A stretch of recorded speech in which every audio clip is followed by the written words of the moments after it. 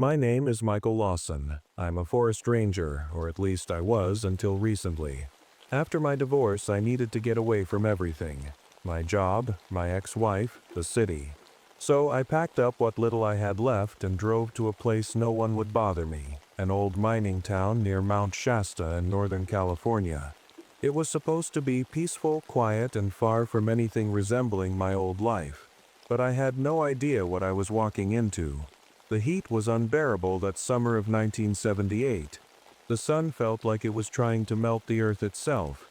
As I drove my old Winnebago Brave RV, the one with the orange stripes, down a dusty road leading into the woods, I noticed how dead everything felt. No birds chirping, no rustling leaves, not even the buzz of insects, just silence. It wasn't peaceful, it was unnatural. I parked at a campsite on the outskirts of the abandoned mining town. The place hadn't been touched in decades, rusted tools scattered around, collapsed wooden shacks, hidden among overgrown trees, and mining shafts boarded up with rotting planks. The air smelled faintly metallic, like iron or blood. After setting up camp, I decided to explore a bit. That's when I found it. A notebook lying near one of the old mining shafts. It looked weathered, like it had been out there for years, but the pages inside were surprisingly intact. The name Dr. Eleanor Price was scribbled on the cover along with the words magnetic anomalies. Curious, I flipped through it. The journal was filled with diagrams and notes about strange magnetic fields in the area, fields that could disrupt compasses and electronics. One entry caught my eye. About unexplained interference detected near campsite, possible connection to local legends of static figures. Static figures, what did that mean? I shrugged it off as some scientist chasing wild theories. That night, as I settled into bed inside my RV, something strange happened. Just as I was drifting off to sleep, the radio turned on by itself. At first I thought maybe I'd accidentally hit a switch or something, but when I looked at it, no one had touched it. The dial spun on its own until it landed on a station playing an old broadcast from the 1940s, crackling voices talking about World War II. I sat there frozen for a moment before turning it off and unplugging it completely. But even then, even with no power, faint whispers still came through the speakers. The next morning, when I woke up, there were symbols drawn in the condensation on my windows, symbols that matched some of the ones etched into the frame of my RV. My hands trembled as I wiped them away. Something wasn't right about this place. The next few days didn't get any better. In fact, they got worse. A lot worse. It started with small things. My watch began running backward. I thought maybe the heat had messed it up, but then my compass started spinning wildly too, like it couldn't figure out which way was north. I tried using a map to orient myself, but even that didn't seem to match the terrain anymore. It was as if the land itself was shifting around me. One afternoon, while rummaging through the RV's storage compartments, I found something that made my stomach drop, an old envelope stuffed behind a loose panel. Inside were black and white photographs of the RV's previous owner, a man I didn't recognize, standing near what looked like this very campsite. But here's what really got me. One of the photos showed him sitting inside the RV and sleeping in the same bed I'd been using. Except, in the photo, there was someone else standing outside the RV window. A tall, blurry figure that looked like it was made of static, like the kind you see on an old TV when there's no signal. I stared at that photo for what felt like hours before shoving it back into the envelope and slamming the compartment shut. That night, I couldn't sleep. Every little sound outside made me jump, the creak of tree branches, the faint rustle of leaves in the wind. Around 3:30 in the morning, just as I was starting to drift off, I heard it. A voice. It was faint at first, like a whisper carried on the breeze. "Michael," it called. My name. My heart started pounding so hard I could feel it in my throat. I sat up and listened carefully. "Michael," the voice came again, clearer this time. It wasn't coming from outside, it was coming from inside the RV. I turned toward the radio. It was off, or at least it should have been. But now there was static crackling through the speakers, and in between bursts of static, I could hear voices, different voices, talking over each other in fragments of sentences that didn't make sense. The door is open. They're watching. Don't let them take you. I scrambled to unplug the radio again, but just as I reached for it, one voice cut through all the others, loud and clear. Michael, come outside. I froze. My hand hovered over the plug as every instinct in my body screamed at me not to move. Whatever was out there, whatever was calling me, it wasn't human. The next morning I decided to look around the campsite again to see if I could find any clues about what was happening here. That's when I stumbled across something half buried in the dirt near one of the old mining shafts, a tape recorder. It looked ancient, covered in rust and grime, but when I pressed play, it worked perfectly. A woman's voice came through, shaky and panicked. "This is Dr. Eleanor Price," she said. "If anyone finds this, please stay away from this place." Her voice cracked like she was holding back tears. "They're not human," she continued. "They look like static, like figures made of television snow. But they're alive. And they're hungry." The tape ended abruptly after that, leaving me standing there in stunned silence. I didn't know who or what Dr. Price had encountered out here, but one thing was clear. I wasn't alone anymore. That night, the storm rolled in. The sky turned an angry shade of gray, and thunder rumbled in the distance. I stayed inside the RV trying to convince myself that everything I'd been experiencing had a logical explanation. Maybe the heat was messing with my head. Maybe the magnetic anomalies were playing tricks on my electronics. Maybe I was just losing it. But deep down, I knew better. The storm hit full force around midnight. Rain pounded against the RV's roof and lightning lit up the forest outside. I sat by the window staring out into the darkness when I saw something that made my blood run cold. In the distance, near a cluster of power lines, a figure appeared. At first, I thought it might be another camper or maybe a hiker caught in the storm. But as lightning flashed again, I saw it clearly. It wasn't human. The figure was tall and thin, its body shimmering like static on an old TV screen. It had no face, just a blank, featureless void where its head should have been. Its limbs were too long, bending at unnatural angles as it moved closer to the power lines. I couldn't breathe. My hands gripped the windowsill so tightly that my knuckles turned white. Then, as if sensing my presence, the figure stopped and turned toward me. It didn't have eyes, but somehow, I knew it was looking right at me. Suddenly, more figures began to appear, one by one, emerging from the shadows like ghosts. They gathered around a nearby camper's RV, their bodies flickering in and out of existence with each flash of lightning. I watched in horror as one of the static figures reached out and touched the camper's RV. The lights inside flickered violently before going out completely. A moment later, I saw movement through the window. A man stumbling out of the RV, clutching his chest like he couldn't breathe. The static figures surrounded him, their long arms reaching toward him like they were feeding off him somehow.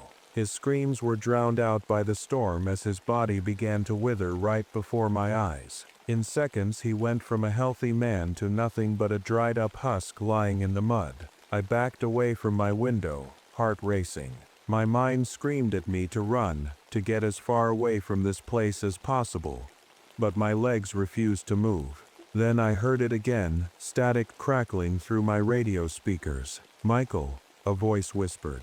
I turned toward the radio just as something slammed against the side of my RV. The whole vehicle shook violently, and for a moment I thought it might tip over. Through the rain-streaked window, I saw one of the static figures standing just outside, its elongated arm reaching for the door handle.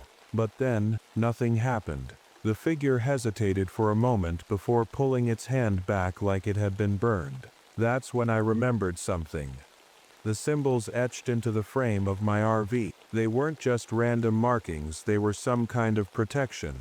Whoever owned this RV before me must have known about these things, and how to keep them out. The static figure stared at me for what felt like an eternity before disappearing into thin air. The others followed soon after, fading back into the storm like they'd never been there at all. I sat there in stunned silence for hours after that, listening to the rain and trying to make sense of what I'd just seen.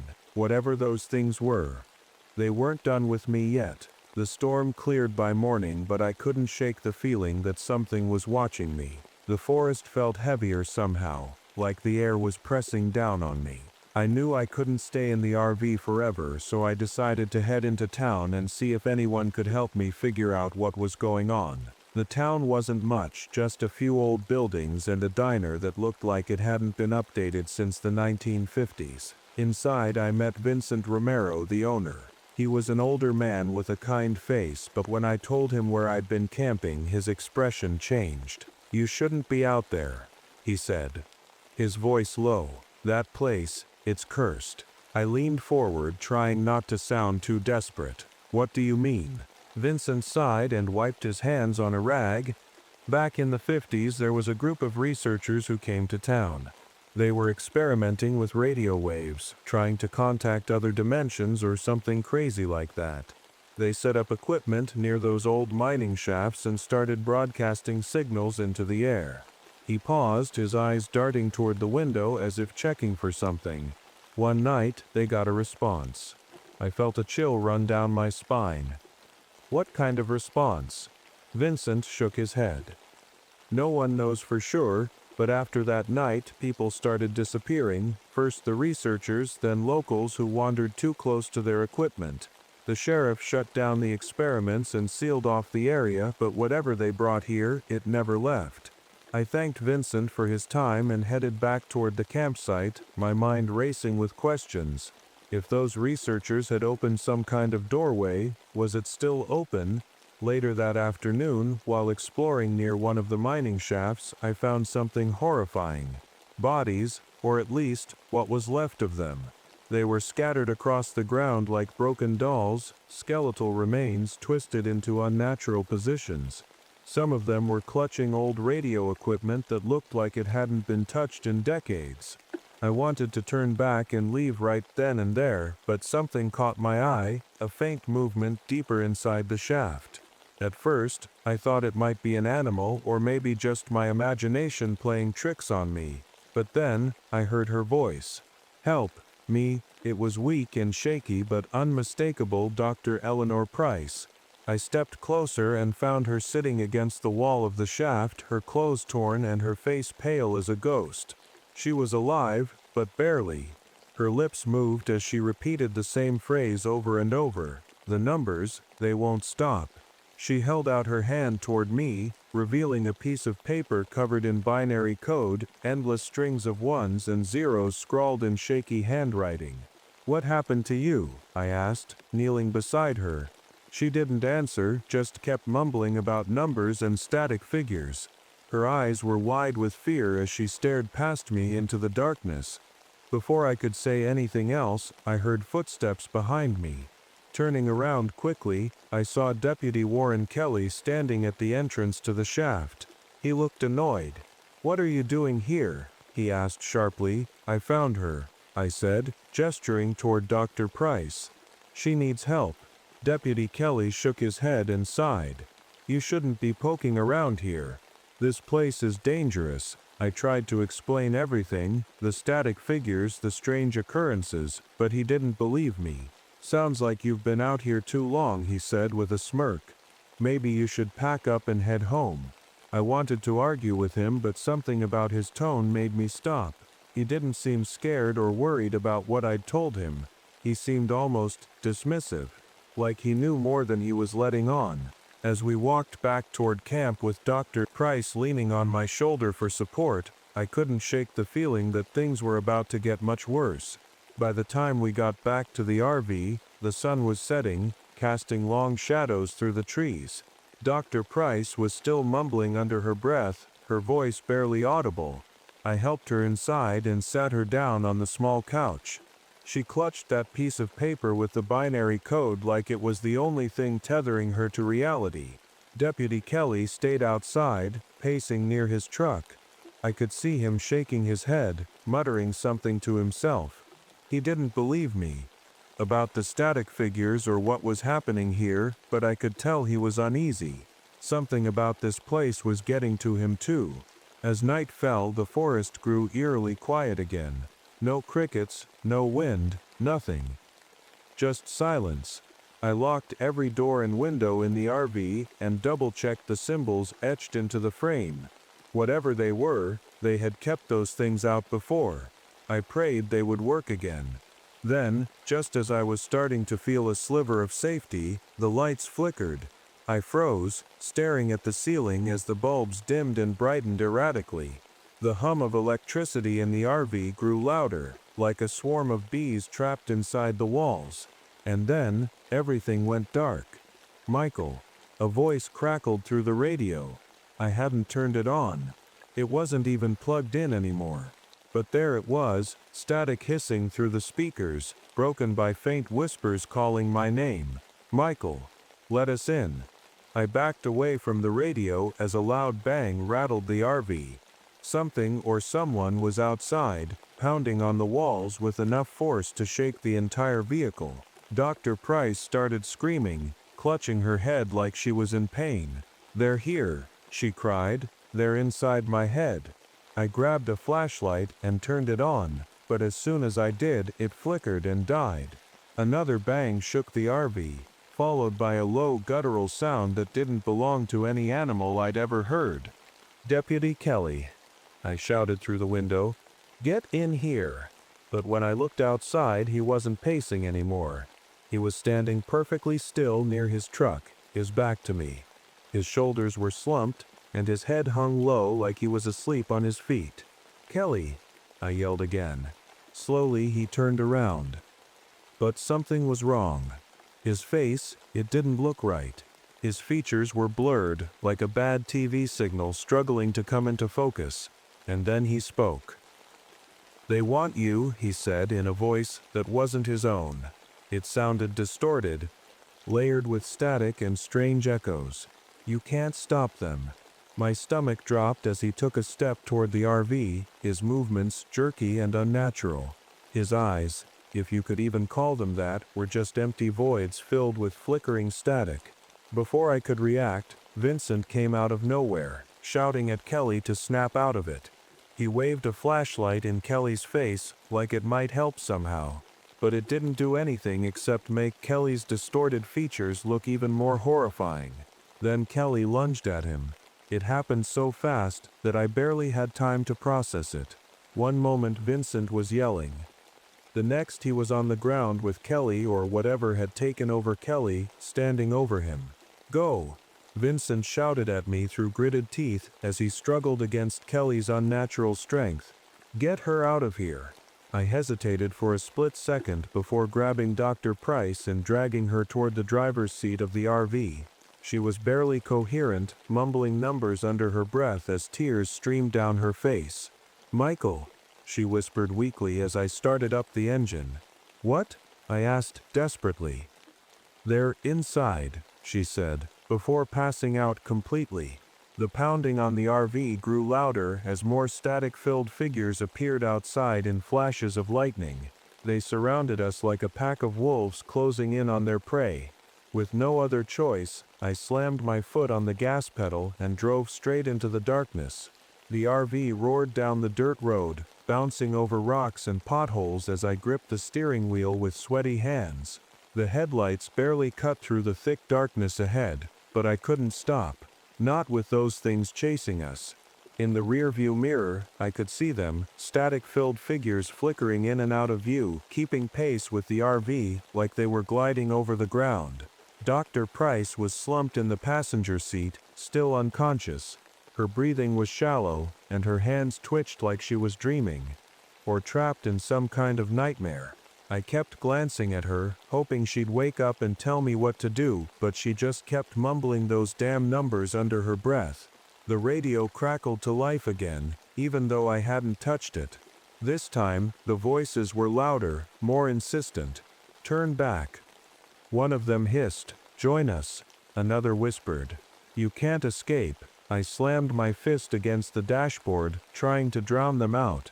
"Shut up." I shouted, my voice cracking with fear and frustration. Then, out of nowhere, Dr. Price jolted awake with a gasp. Her eyes were wide with terror as she grabbed my arm. "The tower," she said urgently. "We have to get to the broadcast tower." "What tower?" I asked, swerving to avoid a fallen tree on the road. "The old radio tower," she said, her voice trembling. "It's where it all started. Where they came through. We have to shut it down." I didn't fully understand what she meant, but I didn't have time to argue. If there was even a chance that shutting down this tower could stop whatever these things were, I had to try. "Where is it?" I asked. She pointed shakily toward a narrow path leading deeper into the woods. "That way." I turned onto the path, branches scraping against the sides of the RV as we barreled through the dense forest. The static figures were still following us, their flickering forms darting between trees like shadows that didn't belong. As we got closer to the tower, Dr. Price started talking again.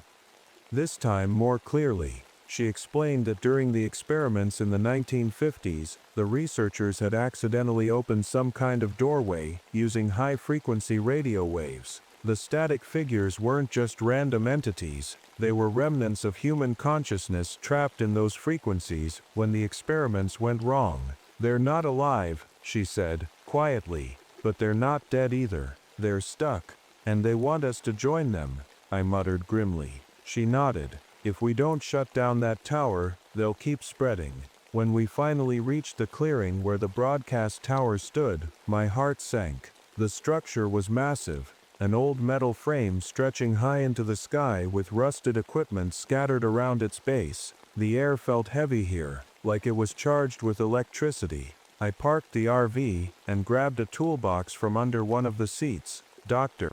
Price handed me a piece of paper with more binary code scribbled on it. "This is how you disrupt their signal," she said. "If we can overload their frequency, we might be able to close the doorway." "Might?" I asked nervously.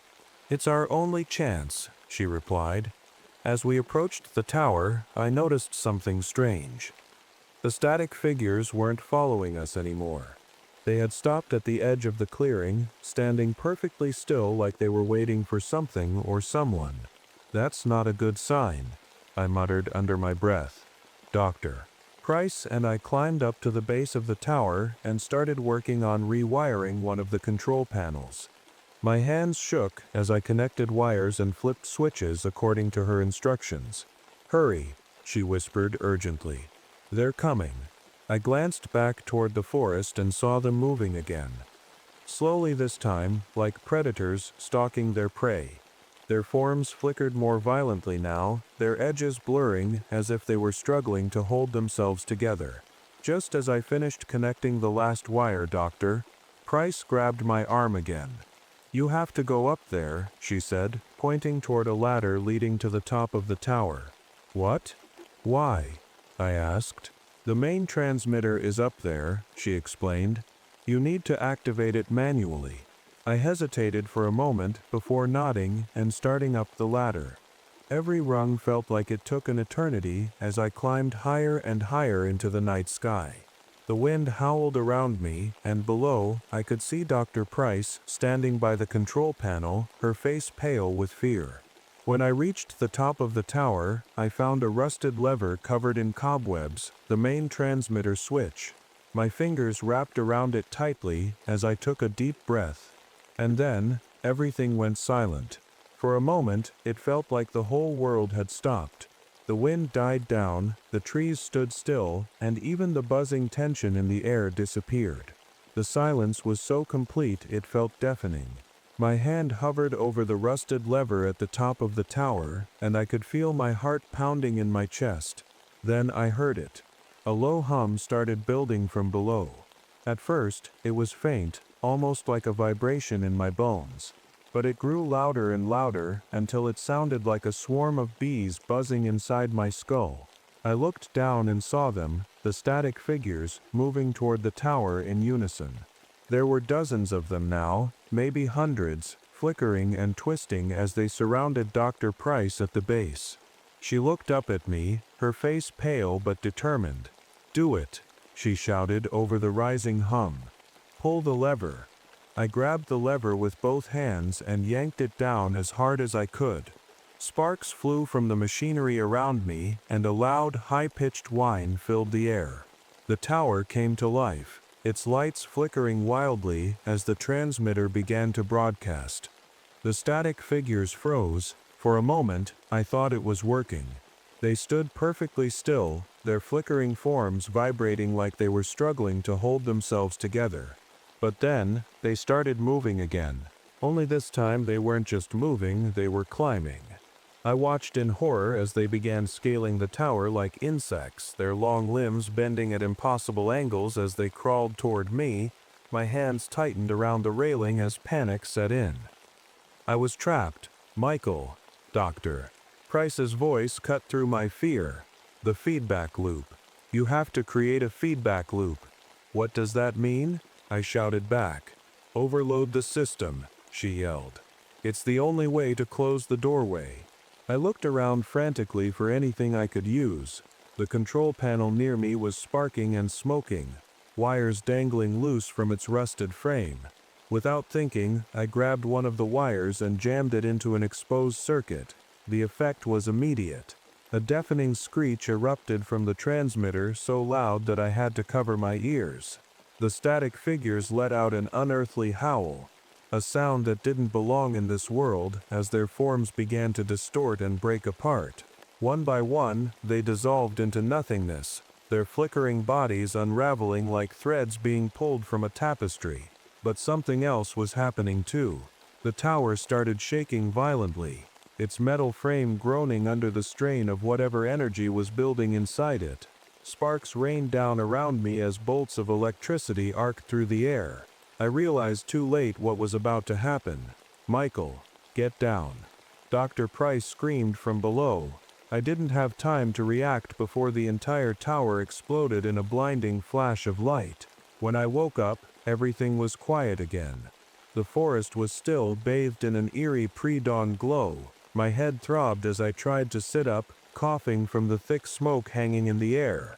Dr. Price was kneeling beside me, her face streaked with dirt and tears. "You're alive," she said softly, relief flooding her voice. "What happened?" I croaked. "You did it," she said. "The feedback loop worked. The doorway is closed." I wanted to feel relieved too, but something didn't feel right. My body felt off somehow, like I wasn't fully connected to it anymore. When I looked down at my hands, they seemed normal at first, but then they flickered for just a split second like static on a screen. "Dr. Price," I started to say, but she shook her head. "I know," she said quietly. "Whatever happened up there, it changed you." We sat there in silence for a long time before finally making our way back to town. A few days later, I woke up in a hospital bed with no memory of how I got there. The doctors told me that hikers had found me wandering through the forest alone, babbling about static people and radio towers. They said there was no sign of Dr. Price or anyone else at the site where they found me. Just a burned-out husk of metal where the tower used to be. They thought I was crazy. Maybe they were right. But here's the thing. Every now and then when I'm alone and things are quiet, I hear them again, the whispers crackling faintly through radios or TVs left on in empty rooms. And sometimes when I look in a mirror, my reflection doesn't quite match what's staring back at me.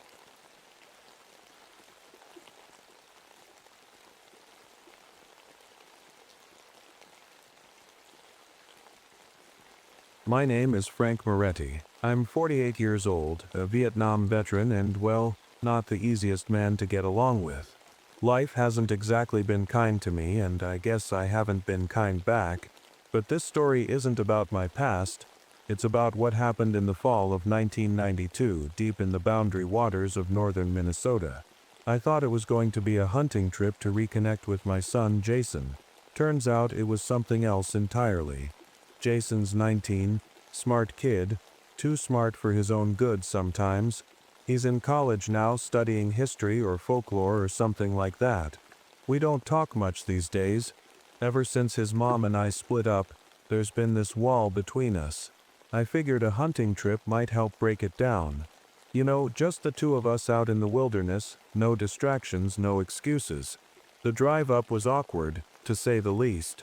Jason sat in the passenger seat of my old 1985 Fleetwood Jamboree RV, flipping through some book about local legends while I kept my eyes on the road. The RV was my pride and joy, a beast of a machine I'd modified for hunting trips like this one.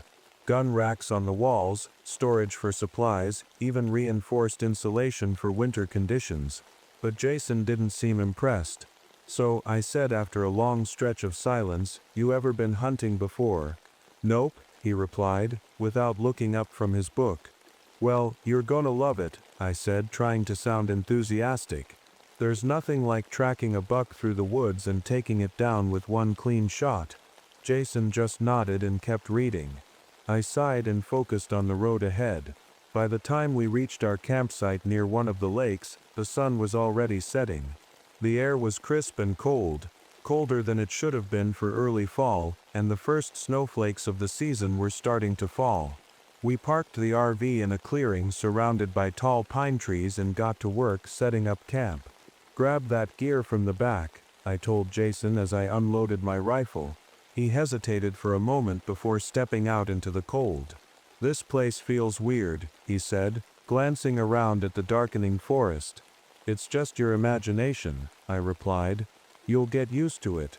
But as we unpacked our gear and set up by the RV, I couldn't shake this strange feeling either, like we were being watched.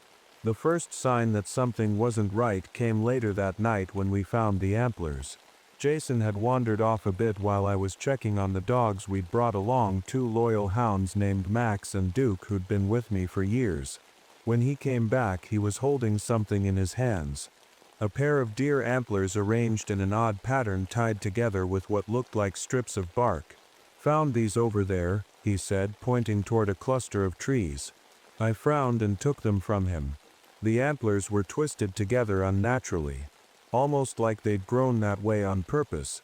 Something about them made my skin crawl. "Probably just some hunter messing around," I said, though even as I said it I didn't believe it myself. Jason didn't look convinced either. "It's weird," he said quietly. "Like, really weird." "Just leave it," I told him firmly. "We've got bigger things to worry about." That night, as we sat by the fire eating canned stew and trying to make small talk, Jason brought up something from his book. "Have you ever heard of the Wendigo?" he asked. I shook my head. "Can't say I have. It's an old legend from around here," he explained. "A creature that gets into your head and makes you do terrible things like eat people." I snorted. "Sounds like a load of crap to me." Jason shrugged but didn't say anything else about it. Still, as we turned in for the night and climbed into our bunks inside the RV, his words stuck with me more than I cared to admit. The wind howled outside as snow continued to fall, covering everything in a thick white blanket. Max and Duke whimpered softly in their corner, but eventually settled down. Jason was already asleep in his bunk when I finally closed my eyes. But sleep didn't come easy that night. Not with those antlers still sitting outside by the fire pit. I woke up to the sound of scratching. At first I thought it was just the wind brushing tree branches against the RV, but as I lay there staring at the dark ceiling, I realized it was coming from lower down near the door. It wasn't loud, just a faint steady scraping like something sharp dragging across the metal. Max and Duke were growling softly in their corner, their ears pinned back. Those dogs had been through plenty of hunting trips with me, and I'd never seen them act like that before. My stomach tightened. I grabbed my flashlight from the shelf near my bunk and quietly got up. Jason was still asleep, snoring lightly in his bunk across from mine. I didn't want to wake him. No sense scaring the kid if it turned out to be nothing. The RV was colder than it should have been. My breath fogged up in front of me as I crept toward the door. The scratching had stopped by the time I got there, but something didn't feel right. I unlocked the door and eased it open, shining my flashlight outside. Snow had piled up overnight, covering the ground in a thick layer of white. The fire pit was buried, and the trees around us were heavy with frost. But what caught my attention were the tracks. They circled the RV in a perfect loop, hoof prints that started about 10 feet away from the door and went all the way around before disappearing into the woods. But here's the thing. Halfway through the circle, the hoof prints changed. They turned into human footprints, bare feet pressed into the snow. I stared at them for a long time, my heart pounding in my chest.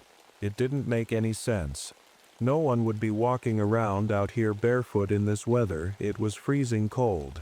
And those hoof prints, they were too big to belong to any deer I'd ever seen. I stepped back inside and locked the door behind me, trying to shake off the unease creeping up my spine. Just an animal, I muttered to myself. Probably a moose or something. But deep down I didn't believe that. The next morning, Jason noticed them too. "Dad," he said as we stood outside by the tracks, "what kind of animal does this?" I didn't have an answer for him. "Doesn't matter," I said gruffly. "Whatever it was is gone now." Jason gave me a look but didn't push it. Instead, he bent down to get a closer look at one of the hoof prints. "These are huge," he said quietly. "Come on," I told him, trying to sound more confident than I felt. "We've got work to do." But things only got stranger from there. Later that day, we found a rabbit frozen solid near the edge of camp, not dead from the cold but frozen stiff like someone had poured liquid nitrogen over it. Its eyes were wide open, its fur covered in frost crystals that sparkled in the weak sunlight. Jason stared at it for a long time before finally saying, "This isn't normal." "No kidding," I replied, nudging it with my boot. It didn't budge. The dogs refused to leave the RV after that. Max and Duke usually loved running around in the snow, but now they wouldn't even step outside when we opened the door. They just sat there whining and trembling like they knew something we didn't. That night, as we sat inside eating dinner, Jason brought up those tracks again. "Do you think it could be something not human?" he asked hesitantly. I shook my head. "There's no such thing as monsters," I said firmly. "Whatever's out there is just an animal trying to scare us off." But even as I said it, I wasn't so sure anymore. The wind picked up again that night, howling through the trees like a pack of wolves. Snow battered against the windows of the RV, rattling them in their frames. Jason went to bed early while I stayed up reading by flashlight, trying to distract myself from that uneasy feeling that had been growing all day. Around midnight, Max started barking, a sharp, frantic sound that made my heart jump into my throat. I grabbed my rifle and rushed to check on him. He was standing by one of the windows near Jason's bunk, his nose pressed against the glass as he growled at something outside. "What is it, boy?" I whispered, peering out into the darkness. At first I didn't see anything. Just trees swaying in the wind and snow falling steadily from above. But then, movement. A shadow darting between two trees at the edge of our clearing. It was tall, taller than any man or animal I'd ever seen, with long limbs that moved unnaturally fast. My breath caught in my throat as it disappeared into the woods without making a sound. I stood there for what felt like forever before finally pulling away from the window and locking every door and window in sight. Whatever was out there, it wasn't just an animal. The next morning, Jason woke up before me. He was sitting at the small table in the RV flipping through his book again, but his face looked pale. He didn't say much while we ate breakfast, just stared out the window like he was waiting for something to happen. I figured we needed to get out of the RV for a bit, clear our heads. So after breakfast I grabbed my rifle and told Jason we were going to scout the area. He didn't argue, which was unusual for him. We bundled up in our jackets and boots and stepped outside into the cold. The snow had stopped overnight, but the air was still bitterly cold. The tracks from the day before were gone now, covered by fresh snow, but that didn't make me feel any better. If anything, it made me more uneasy, like whatever had been out there was still watching us. About half a mile from camp, we came across something unexpected: an abandoned campsite. There was a tent, half buried in snow, a backpack leaning against a tree, and a fire pit that hadn't been used in days. "Looks like someone left in a hurry," Jason said as he crouched down to inspect the backpack. I nodded but didn't say anything. Something about the scene felt off, like it had been left behind on purpose. Jason unzipped the backpack and pulled out a small notebook. "It's a journal," he said, flipping through the pages. "Looks like whoever was here kept track of what they saw." He handed it to me, and I skimmed through the entries. Most of them were normal at first, notes about hiking trails, weather conditions, and wildlife sightings, but as I got further into the journal, things started to change. The handwriting became shaky, almost frantic, and the entries grew darker. Day 5. Heard something outside my tent last night. Thought it was just wind at first, but it sounded like footsteps, big ones. Day 6. Found strange antler formations near camp this morning. They weren't there yesterday. Day 7. Saw something in the woods. It was tall, too tall to be human, and it had antlers. I paused and looked at Jason. This guy saw the same thing we did. Jason nodded slowly, his face pale. "Keep reading." I turned to one of the last entries in the journal. The handwriting was almost illegible now, scrawled across the page like whoever wrote it had been shaking uncontrollably. Day 10. It's not just one of them, it's a pack. They're hunting me. Day 11. Heard voices last night, my brother calling my name, but he's been dead for years. Day 12. They're close now. I can hear them breathing outside my tent. The final entry was just one word written over and over again: run. I closed the journal and handed it back to Jason. "We need to get out of here," I said quietly. Jason nodded again but didn't say anything as he stuffed the journal back into the backpack. As we turned to leave, I noticed something near the edge of the campsite, a pair of antlers sticking out of the snow. They were arranged in another strange pattern, tied together with strips of bark, just like the ones Jason had found near our camp. I didn't touch them this time. I didn't even go near them. We walked back to our RV in silence, both of us too shaken to say much. By the time we got back to the RV, the sky was already starting to darken. The days were getting shorter, and the cold seemed to seep into everything. Even inside the RV, it felt like the heater wasn't doing much anymore. Jason sat at the table, staring at the journal we'd found, while I paced back and forth, trying to figure out what to do next. "We should leave," Jason said suddenly. I stopped pacing and looked at him. "We can't," I said. "The RV's stuck in the snow. Remember, we'd never make it out of here on foot." Jason didn't argue, but I could see the fear in his eyes. He wasn't used to this kind of thing, being out in the wilderness, dealing with the unknown, and honestly, neither was I. Not like this. Then we heard it, a knock at the door. Jason and I froze. It wasn't loud, just a soft tapping sound, like someone lightly knocking with their knuckles. Max and Duke started growling again, their ears pinned back as they stared at the door. "Who could that be?" Jason whispered. "I don't know," I said quietly, grabbing my rifle from where it leaned against the wall. "Stay here." I moved toward the door slowly, my heart pounding in my chest. The knock came again.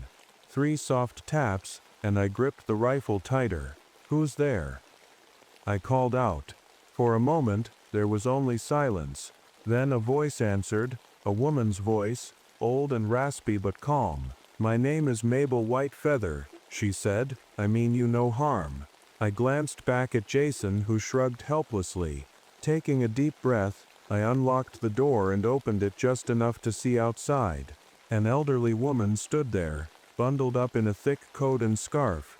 Her face was weathered and lined with age, but her dark eyes were sharp and alert. She looked like she'd been walking for miles in the snow. "You shouldn't be here," she said before I could say anything. "What do you mean?"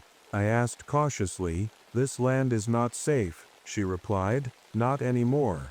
I stepped aside to let her in, partly because it was freezing outside and partly because something about her felt trustworthy. She walked in slowly, glancing around the RV before sitting down at the table across from Jason. "You're Ojibwe," Jason said after a moment. It wasn't a question, it was more like an observation. Mabel nodded. My family has lived on this land for generations, she said. We know its secrets. What kind of secrets? I asked, sitting down across from her. She looked at me for a long time before answering. There are things in these woods that should not be disturbed, she said finally. Things that have been here long before any of us. Jason leaned forward eagerly. Are you talking about the Wendigo? Mabel's eyes narrowed slightly as she looked at him. You know of them. I've read about them, Jason admitted. But I thought they were just stories. They are not just stories, Mabel said firmly. The Wendigo are real and they are dangerous. She went on to explain that this area was once sacred hunting ground for her people, a place where powerful rituals had been performed to keep certain forces contained. But over time, those rituals had been forgotten or ignored, as outsiders moved in and began logging and building on the land. The balance has been broken, she said quietly, and now they have awakened. Why us? I asked after a moment. Why are they coming after us? You parked your home on sacred ground, Mabel replied simply. The cairn beneath your RV, it is a marker of their territory. Jason's eyes widened. The rocks under the snow we didn't know. It does not matter if you knew or not, Mabel said sharply. What matters is that you have disturbed them. She reached into her coat pocket and pulled out a small pouch filled with what looked like dried herbs and stones tied together with string. This will help protect you, she said, handing it to me, but it will not stop them completely. What do we do? Jason asked nervously. Mabel hesitated before answering. You must leave this place as soon as you can, she said finally. But until then, stay inside your home and do not listen to their voices. Their voices, I repeated. She nodded grimly. They will try to trick you, to lure you out into the cold with promises or lies. Do not believe them. Before we could ask her anything else, Mabel stood up and pulled her scarf tighter around her neck. Wait, I said quickly. Where are you going? I have done what I can for you, she replied without looking back. The rest is up to you now. And just like that, she was gone, disappearing into the woods as quickly as she had appeared. Jason and I sat there in silence for a long time after she left, both of us trying to process what we'd just heard. After Mabel left, the RV felt colder than ever. Jason sat at the table, staring at the pouch she'd given us. I could tell he was scared, but he was trying not to show it. I wasn't doing much better myself. Everything she'd said was running through my head on a loop. Sacred ground, Wendigo, voices in the night. It sounded insane, but after everything we'd seen so far, I couldn't shake the feeling that she was telling the truth. Jason broke the silence first. Do you think she's right? About the Wendigo? I sighed and rubbed my temples. I don't know, I admitted, but I do know one thing: we need to stay alert. Jason nodded but didn't say anything else. He just kept staring at that pouch like it was some kind of lifeline. The rest of the day passed slowly. We stayed inside the RV, only stepping out once to check on the dogs and grab more firewood from the storage bin outside. Max and Duke were still acting strange, whining and pacing back and forth like they wanted to be anywhere but here. By evening, the temperature had dropped even further. The windows of the RV were covered in frost, and no matter how high we turned up the heater, it didn't seem to make a difference. Jason tried to distract himself by reading more of that journal we'd found, but I could tell it wasn't helping. Dad, he said suddenly, looking up from the notebook. Do you feel hungry? I frowned at him. What do you mean? I don't know, he said hesitantly. It's weird, it's like no matter how much I eat, I still feel starving. I stared at him for a moment before glancing down at my own hands. Now that he mentioned it, I felt it too. This gnawing emptiness in my stomach that didn't make any sense. It's probably just stress, I said quickly, trying to brush it off. We've been through a lot these past few days. Jason didn't look convinced, but he didn't argue either. That night, things got worse. It started with movement outside, just shadows at first, darting between the trees at the edge of our clearing. Max and Duke started barking like crazy again, their growls low and guttural as they pressed themselves against the door. "Stay here," I told Jason as I grabbed my rifle and moved toward one of the windows. I peered outside into the darkness, my breath fogging up the glass. At first, I didn't see anything, just snow-covered trees swaying in the wind. But then, there it was. A figure standing perfectly still at the edge of the clearing. It was tall, too tall to be human, with long limbs that seemed to stretch unnaturally in every direction. Its head was crowned with massive antlers that gleamed faintly in the moonlight, and its eyes were glowing red. My blood ran cold as it tilted its head slightly, like it knew I was watching. "Dad?" Jason's voice broke through my thoughts, shaky and scared. "Don't look," I said quickly, stepping away from the window and pulling down the curtain. "What did you see?" he asked nervously. "Nothing," I lied. "Just stay away from the windows." But deep down I knew this wasn't nothing. This was exactly what Mabel had warned us about. The knocking started an hour later. At first it was soft, just a gentle tapping on the door like before. But then it grew louder and more insistent until it sounded like someone was pounding on the metal with their fists. "Don't open it," Jason whispered from his bunk. I wasn't planning on it, I replied tightly, gripping my rifle as I stood by the door. Then came the voices. "Frank?" It was my wife's voice, soft and sweet, just like I remembered it from years ago. "Frank, please let me in." My heart stopped for a moment as I stared at the door in disbelief. It couldn't be her, it couldn't. But her voice sounded so real. Jason's voice snapped me out of it. He was sitting up in his bunk now, his face pale as a ghost. "Did you hear that?" Before I could answer, another voice joined in, this time calling Jason's name. It was his mom's voice. "Jason," she called softly from outside. "It's me. Come out here." Jason looked at me with wide eyes full of fear. "Dad, what's happening?" "They're trying to mess with us," I said firmly, though my hands were shaking as I gripped the rifle tighter. "Don't listen to them." The pounding on the door grew louder and louder until it felt like the whole RV was shaking under the force of it. Max and Duke were barking non-stop now, their voices almost drowned out by all the noise. And then, everything stopped. The pounding stopped. The voices stopped. Even Max and Duke went quiet all at once. For a moment, there was nothing but silence, and that silence was somehow worse than all the noise combined. Then came a sound that made my blood run cold, scratching on one of the windows near Jason's bunk. He froze as we both turned toward it slowly. There was something outside, something tall enough to reach up to that window, and we could see its shadow moving against the frosted glass. Neither of us dared to move or make a sound as we watched it press its face against the window pane, a pale face with hollow eyes and sharp teeth grinning back at us through the frost. And then, it spoke. "Let me in." For what felt like forever, Jason and I just sat there staring at the window.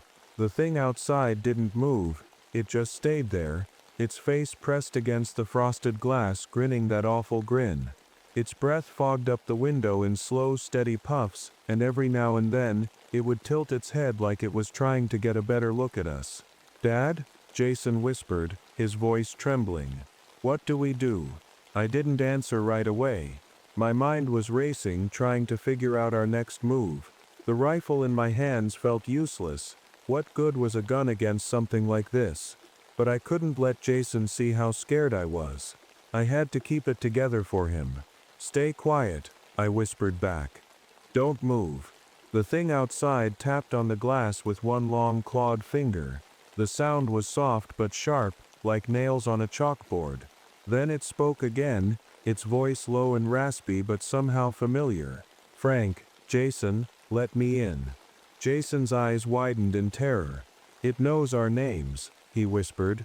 "Don't listen to it." I said firmly, gripping the rifle tighter. "It's trying to mess with us." The thing outside tapped the glass one more time before finally stepping back into the shadows. For a moment, I thought it was gone. But then we heard footsteps circling the RV. Slow, deliberate footsteps crunching through the snow. "They're not alone," Jason said quietly. He was right. As I listened closely, I realized there were more of them out there, at least 3 or 4 sets of footsteps moving around us in perfect unison. My stomach twisted into knots as I remembered what Mabel had said. Asterisk. They hunt in packs. Asterisk. I moved to one of the other windows and peeked outside through a small gap in the curtain. Sure enough, there were more of them. Tall, thin figures with antlers and glowing eyes standing just beyond the tree line. They weren't moving. They were just watching. "We need to do something," Jason said urgently. "We can't just sit here." "I know," I replied, though I had no idea what that something was supposed to be. Then we heard another knock at the door, not loud like before, but soft and rhythmic, almost like a signal. Max and Duke started barking again, their growls deep and feral as they pressed themselves against the door. "Get back," I shouted at them. But they wouldn't listen, and that's when it happened. The door burst open with a deafening crash. Snow and freezing air rushed into the RV as Max and Duke lunged forward, barking wildly at whatever had forced its way inside. Jason screamed as one of the creatures stepped through the doorway.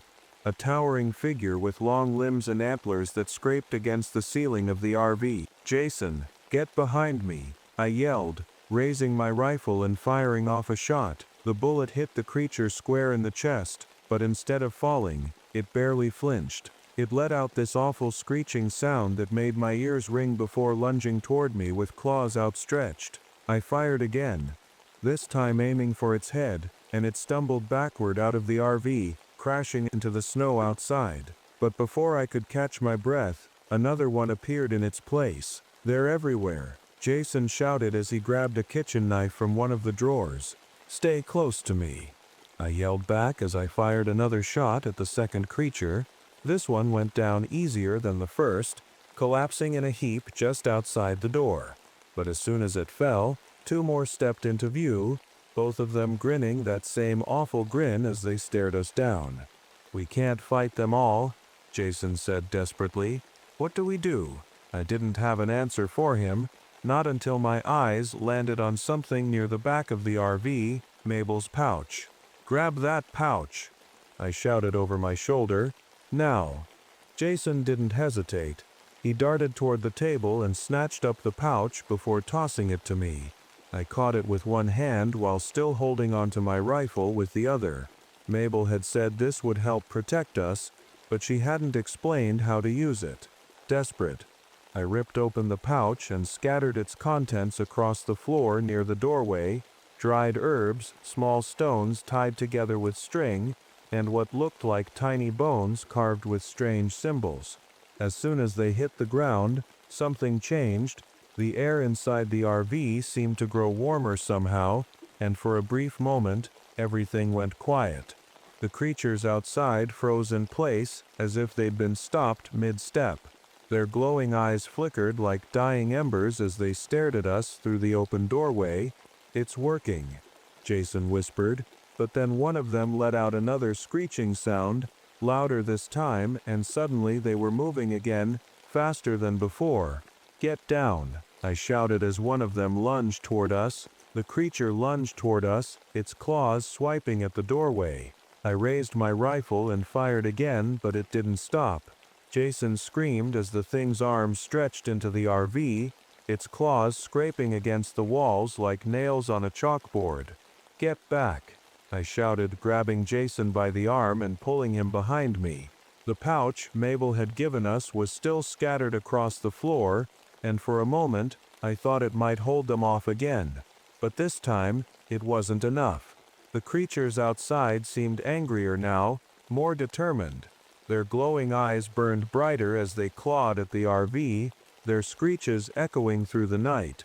"They're going to get in," Jason yelled, his voice shaking with panic. "Not if I can help it," I growled, slamming the door shut and locking it as tightly as I could. The metal was dented from where they'd already broken through, and I knew it wouldn't hold for long. The RV shook violently as more of them slammed against the sides, their claws raking against the windows and doors. Frost began to spread across the walls from the inside out, thin layers of ice creeping over every surface like spiderwebs. "It's so cold," Jason whispered, his breath visible in the freezing air. I could feel it too. The temperature inside the RV was dropping fast, like we were standing in a freezer. My fingers were going numb around the rifle, and my breath came out in short, foggy bursts. Then came the voices again. Jason. It was his mother's voice this time, soft and pleading. "Jason, please, let me in." Jason froze in place, his eyes wide with terror as he stared at the door. "Don't listen to it," I snapped, grabbing him by the shoulders and shaking him. "It's not real, but it sounds just like her," he said weakly. Tears were streaming down his face now, and I could see how hard he was fighting not to believe it. "They're trying to trick you," I said firmly. "You can't let them win." But even as I said it, I could hear a voice of my own, my wife's voice, calling out to me from somewhere outside. "Frank, please, I need you." I clenched my jaw and forced myself to block it out. It wasn't her, it couldn't be. She was gone. And whatever was out there, it wasn't human. The pounding on the RV grew louder and more frantic until it felt like the whole thing was about to collapse. The windows were completely frosted over now, making it impossible to see outside. Max and Duke were barking non-stop again, their growls low and guttural as they pressed themselves against Jason's legs for protection. "We can't stay here," Jason said suddenly. "They're going to tear this place apart." He was right, the RV wasn't going to hold much longer, but where could we go? Outside, into the woods where those things were waiting for us. Then I remembered what Mabel had said about the cairn, the sacred ground beneath our RV that had disturbed them in the first place. "We need to move," I said quickly. "We need to get off this spot." "How?" Jason asked desperately. "The RV's stuck." "We'll figure it out," I replied, grabbing my coat and shoving my feet into my boots. "But we can't stay here." Jason hesitated for a moment before nodding and grabbing his own coat. Max and Duke followed us closely as we moved toward the door. I unlocked it slowly, my heart pounding in my chest as I pushed it open just enough to peek outside. The creatures were still there, circling the RV like wolves stalking their prey, but they hadn't noticed us yet. "Stay close," I whispered to Jason as we stepped outside into the freezing night. The snow crunched loudly beneath our boots as we made our way toward the front of the RV. My breath came out in short bursts of fog that hung in the air like smoke. The creatures were still circling behind us, their glowing eyes darting back and forth as they searched for a way inside. When we reached the front of the RV, I saw what had been keeping us stuck. A thick layer of ice had formed around the tires, freezing them solid to the ground. "We need to break this," I said through chattering teeth. "With what?" Jason asked nervously. I looked around frantically until my eyes landed on a metal crowbar strapped to one of our supply bins near the back of the RV. "Stay here," I told Jason before running back to grab it. As soon as I picked up the crowbar, one of the creatures turned toward me, its glowing eyes locking onto mine like a predator spotting its prey. My blood ran cold as it let out another screeching sound and started moving toward me on those long, unnatural limbs. "Dad, look out," Jason shouted from behind me. I didn't think, I just swung the crowbar with all my strength as soon as it got close enough. The metal connected with its head with a sickening crack, and it stumbled backward into the snow. "Go," I shouted at Jason as I ran back toward him with the crowbar in hand. "We don't have much time." Together we started chipping away at the ice around the tires while Max and Duke barked furiously at anything that got too close. My hands were numb from the cold by now, but I didn't stop, not until we'd freed one of the wheels enough to move forward. "That's enough," I yelled over my shoulder. "Get inside." Jason scrambled back into the RV with Max and Duke while I climbed into the driver's seat and turned on the engine. It sputtered for a moment before roaring to life, a sound that filled me with relief even though we weren't out of danger yet. As soon as we started moving forward, just a few feet off that cursed cairn, the creatures stopped dead in their tracks like someone had flipped a switch. They stood there silently for a moment before retreating back into the woods without another sound. The RV crawled forward, wheels crunching through the snow as we finally broke free of the ice. Jason was sitting next to me in the passenger seat, clutching Max and Duke close to his chest. His face was pale and his hands were shaking. Mine weren't much steadier. "We're off the cairn," I said, trying to sound calm even though my heart was pounding. "That should keep them away." Jason nodded but didn't say anything. He just stared out the window at the dark woods surrounding us. The creatures had disappeared into the trees, but I could still feel them watching us, waiting. The RV wasn't moving fast, the snow was deep, and the tires kept slipping on patches of ice. But at least we were moving. At least we were getting away. Or so I thought. We hadn't gone more than 100 yards when the engine started sputtering again. The heater cut out completely, and the lights inside the RV flickered like candles in a breeze. "No," I muttered under my breath, gripping the steering wheel tighter. "Come on. Don't do this now." Jason looked at me with wide eyes full of panic. "What's happening?" "I don't know," I admitted, though deep down, I had a terrible feeling that whatever had been chasing us wasn't done yet. The RV came to a grinding halt as the engine died completely. The lights went out, plunging us into darkness except for the faint glow of moonlight streaming through the frosted windows. "Dad," Jason whispered nervously. "They're coming back." I didn't want to believe him, I didn't want to look, but when I turned toward the window, I saw them again. The creatures were standing just beyond the tree line, their glowing eyes fixed on us like predators stalking wounded prey. There were more of them now, at least 6 or 7, and they were slowly moving closer. "We have to fight," I said firmly, grabbing my rifle and crowbar from where they rested near the driver's seat. "Fight them? How?" Jason asked desperately. I didn't have an answer for him, not yet. But then I remembered something from Mabel's warning, asterisk, "They can be bound Dembered." Jason's book was still sitting on the table behind us, the one he'd been reading about local folklore. If there was anything in there about how to stop these things for good, we needed it now. "Grab your book," I shouted over my shoulder as I loaded another round into my rifle. Jason scrambled toward the table and flipped through the pages as fast as he could. Max and Duke were barking again, their growls low and frantic as they pressed themselves against Jason's legs for protection. "Here," Jason said suddenly, pointing to a passage in his book. "It says they can be trapped with a binding ritual, but it needs blood." "Blood?" I repeated grimly. Jason nodded nervously. "It says blood is what keeps them tied to this land. It's what wakes them up and what puts them back to sleep." I didn't like it, not one bit, but we didn't have any other options. If we didn't stop them now, they'd tear us apart. "Stay here," I told Jason firmly as I stepped toward the door with my rifle in hand. "Dad, wait," he called after me. But there was no time to wait. Not anymore. The creatures were closing in fast now, their glowing eyes burning brighter as they moved closer to the RV. I stepped outside into the freezing night, my breath fogging up in front of me as I raised my rifle and fired off a shot at one of them. The bullet hit its mark, but it barely slowed them down. "Come on," I shouted at them angrily. "You want me? Come and get me." The creatures screeched loudly in response, a sound that made my ears ring, and lunged toward me all at once. I ran toward the cairn beneath where our RV had been parked earlier, the sacred ground that had disturbed them in the first place, and dropped to my knees in front of it.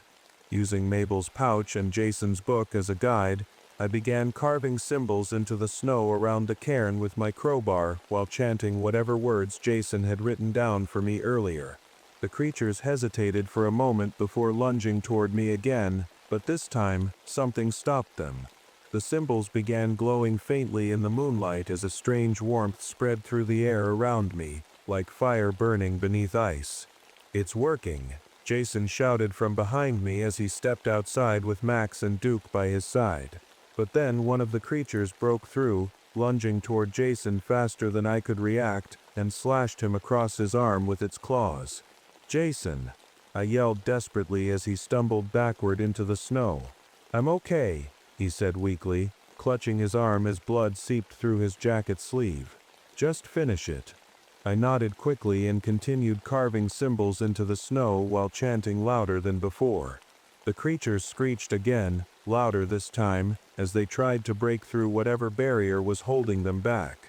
Then came a voice, a familiar voice that made my heart stop, Mabel's voice. "You must sacrifice," she said softly from somewhere nearby.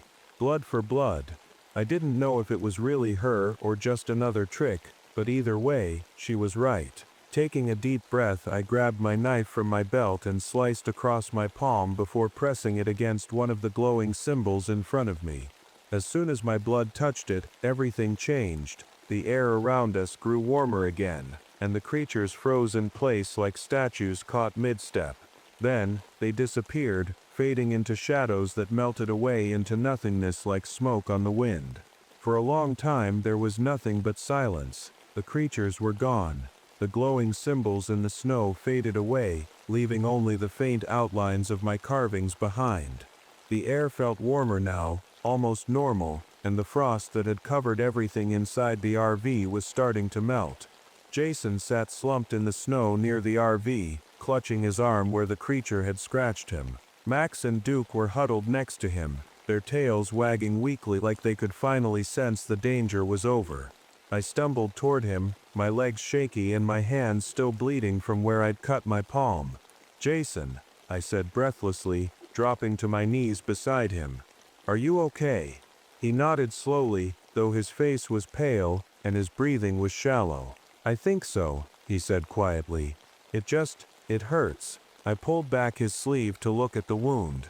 The scratches were deep, 3 jagged lines running across his forearm, but they didn't look infected. "Not yet, anyway. We'll get you patched up," I said firmly, trying to sound more confident than I felt. "You're going to be fine." Jason gave me a weak smile but didn't say anything. He just leaned against me as I helped him back into the RV. Inside, everything was a mess. The door was barely hanging on its hinges, and the walls were covered in claw marks. The heater had finally kicked back on, but it wasn't doing much to fight off the chill that still lingered in the air. I grabbed the first aid kit from one of the storage bins and started cleaning Jason's wound as best as I could. He winced but didn't complain, just sat there quietly while Max and Duke curled up at his feet. "Do you think it's over?" he asked after a while. I hesitated before answering. "I don't know," I admitted. "But for now, we're safe." Jason nodded again but didn't look convinced, and honestly, neither was I. The spring thaw came early that year. Weeks later, when the snow finally melted enough for us to leave, we packed up what little we had left and drove out of those woods as fast as the RV would take us. The road back to town was rough, half-frozen mud and ice that made every mile feel like a battle, but we made it. When we got back to civilization, we told people what had happened, or at least some version of it. Most of them didn't believe us, of course. They thought we'd gotten lost or stranded in the storm, and let our imaginations run wild. But then they found Trent Wilson's campsite, the one with his journal, and suddenly our story didn't seem so far-fetched anymore. The authorities never found Trent's body or any sign of the creatures we'd seen in those woods. But they did find something else. Strange markings carved into trees around our campsite. Symbols that matched the ones I'd carved into the snow during the ritual. They said it was probably just some old hunting tradition, or maybe graffiti left behind by hikers. But Jason and I knew better. Life went on after that, or at least it tried to. Jason went back to college, though he called me more often now than he used to.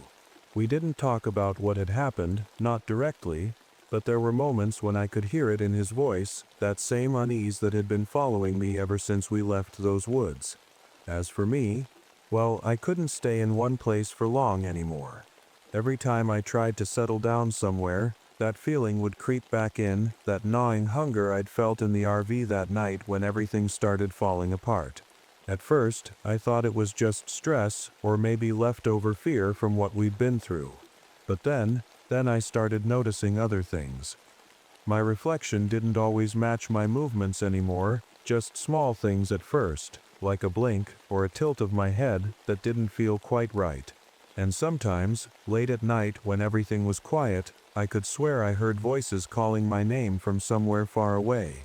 Jason never talked about it directly, but I could tell he felt it too, especially after what happened with his arm.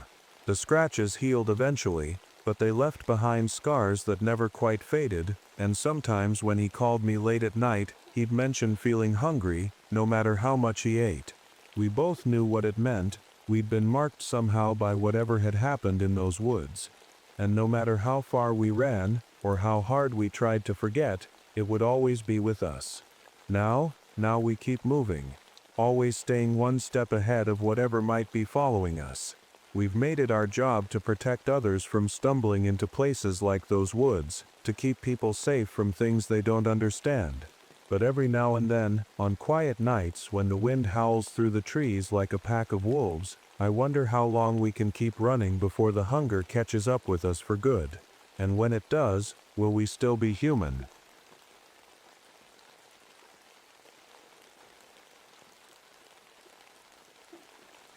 My name is Margaret Fulton, and this is the story of how my husband Harold and I barely escaped with our lives. We're just ordinary people, retired teachers, looking to enjoy our golden years traveling across the country in our dream RV. We'd spent our entire lives saving up for this trip, and when we finally bought our shiny 1981 Holiday Rambler Imperial, it felt like a ticket to freedom. No schedules, no responsibilities, just the open road. It was the summer of 1983, and we were somewhere in Nevada, driving through miles of endless desert. The sun was blazing down on us, the air shimmering with heat waves. There wasn't much to see, except dry shrubs and rocky hills. It was quiet, too quiet, now that I think about it. But at the time, we didn't notice anything strange. We were just enjoying the ride. Harold was behind the wheel, humming along to some old country song on the radio. I was sitting in the passenger seat with a map spread out on my lap, trying to figure out where we'd stop for the night. The plan was to head toward a small town called Carson Ridge, but somewhere along the way, things took a turn. Literally. We saw a detour sign on the side of the highway, a big orange one with black letters that said "Road closed, detour ahead." Harold slowed down and glanced at me. "What do you think?" he asked. I looked at the map again, but there was no detour marked anywhere. "I don't know," I said. "It's not on here." "Well," Harold said with a shrug, "I guess we don't have much choice." So we followed the sign. At first, it seemed fine. A narrow road winding through the desert, but after about 20 minutes of driving, I started to feel uneasy. The road wasn't on our map or GPS system. In fact, it didn't seem to exist at all. And yet, it was there, stretching out in front of us like it had been waiting for us all along. "Do you think we're going the right way?" I asked Harold. He frowned, but didn't answer right away. The radio had started acting up, static crackling over the music, and our GPS screen kept flickering like it couldn't find a signal. "Yeah," he said finally. "I'm sure it'll connect back to the main highway soon." But deep down, I wasn't so sure. The landscape around us began to change.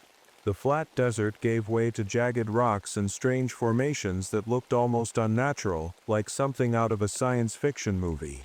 The air felt heavier too, like there was something pressing down on us. And then we saw it, a town. It appeared out of nowhere, a cluster of buildings huddled together in the middle of nowhere. There were no signs leading up to it, no name on any map I'd seen. But there it was, as real as anything else, a tiny town sitting under that blazing desert sun.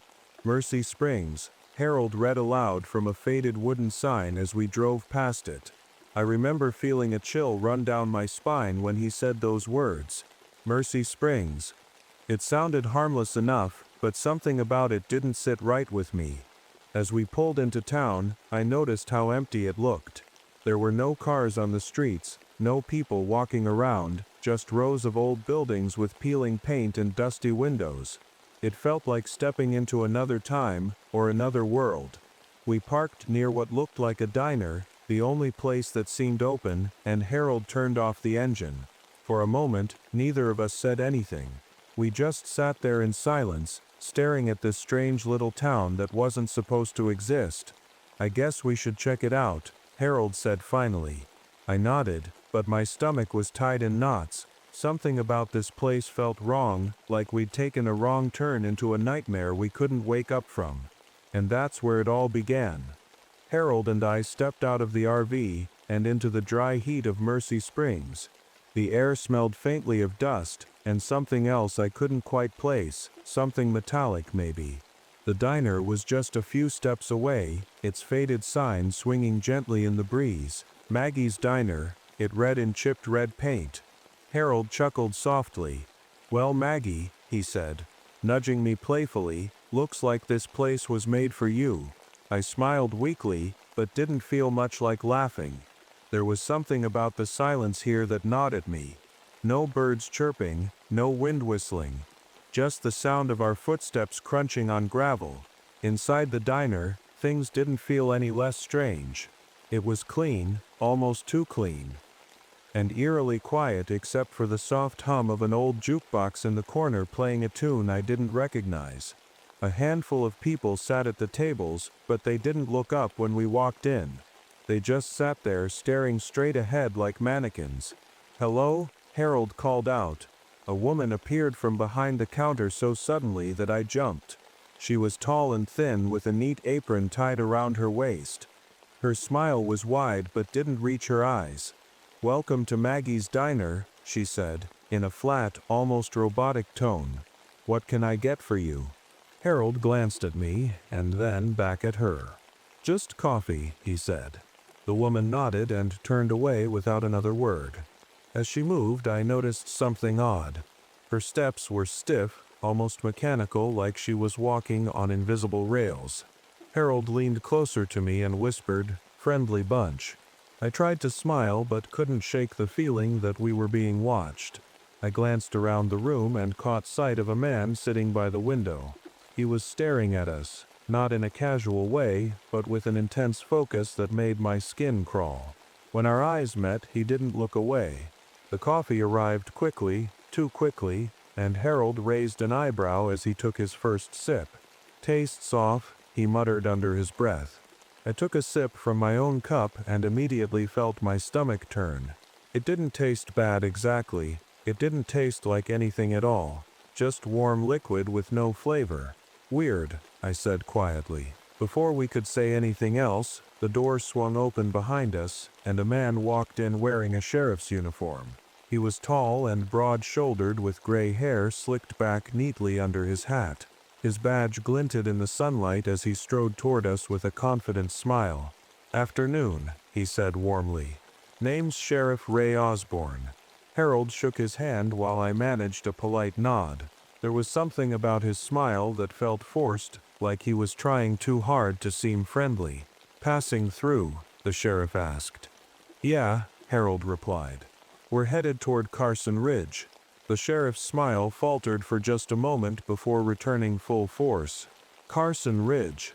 Oh, you won't make it there tonight. Not with these road conditions." "What road conditions?" Harold asked. The sheriff waved his hand dismissively. "Oh, just some washouts from last week's storm. You'd be better off staying here for the night." I glanced at Harold nervously. Staying here, in this strange little town, the thought made my chest tighten. "Well," Harold said hesitantly, "we'll think about it." The sheriff nodded and tipped his hat before turning to leave. As he walked out the door, I noticed something odd. His boots barely made any sound against the tile floor. We finished our coffee quickly and stepped outside into the blinding sunlight again. The town still looked as empty as it had when we arrived. No cars driving by, no kids playing in yards, nothing but silence. As we approached our RV, my heart sank. The door was slightly ajar. "Did you leave it open?" I asked Harold. "No," he said firmly. his face darkening as he climbed inside to check things out. Everything seemed normal at first glance. The seats were untouched, our bags still packed neatly, but then Harold froze near the dashboard. "What is it?" I asked nervously. He pointed to something under the steering wheel, a small black device tucked into the wiring that hadn't been there before. "What is that?" I whispered. Harold shook his head slowly. "I don't know, but someone's been messing with our RV." Harold and I sat in the RV, staring at the strange black device under the dashboard. It was small, no bigger than a deck of cards with wires running into the RV's systems. Neither of us had any idea what it was or why it was there. "Do you think someone planted it?" I asked quietly, my voice shaking a little. Harold didn't answer right away. He just kept staring at it like he was trying to figure out how it got there. Finally, he said, "It wasn't here when we left the RV earlier." That sent a shiver down my spine. Someone had been inside while we were at the diner. Someone had tampered with our vehicle. "We need to leave," I said firmly. "Now." Harold nodded and started the engine. The RV roared to life, but before he could pull out of the parking lot, the sheriff appeared again, this time standing directly in front of us. He raised his hand and motioned for Harold to stop. Harold rolled down the window. "Is there a problem, Sheriff?" The sheriff leaned in slightly, his smile still plastered across his face. "Road's still not safe," he said casually. "Why don't you stay here tonight? We've got plenty of room at the motel." I glanced at Harold nervously. "We're fine," I said quickly. "We'll find another route." The sheriff's smile didn't falter, but his eyes seemed to darken. "I insist," he said softly. There was something about the way he said it, calm but firm, that made my stomach twist into knots. Harold hesitated for a moment before turning off the engine. "Fine," he said reluctantly. The sheriff nodded approvingly and stepped back from the RV. "Good choice," he said. "I'll let Maggie know you'll be staying." As he walked away, Harold turned to me and whispered, "I don't like this." "Me neither," I replied. We drove the RV to the motel on the edge of town, a squat building with peeling paint and flickering neon lights that spelled out vacancy. The parking lot was empty except for one old pickup truck that looked like it hadn't been driven in years. Inside, the motel lobby smelled faintly of mildew and cleaning supplies. A man behind the counter greeted us with the same stiff smile we'd seen on everyone else in town. "Welcome," he said flatly. "Room 7 is ready for you." Harold paid for the room while I stood off to the side, feeling more uneasy by the second. The man handed us a key, an actual metal key instead of a card, and pointed toward a hallway lined with doors. Room 7 was small and plain, a bed, a dresser, and a window that overlooked an empty field behind the motel. Harold dropped our bags on the floor and sat down heavily on the edge of the bed. "This place is weird," he muttered. I nodded but didn't say anything.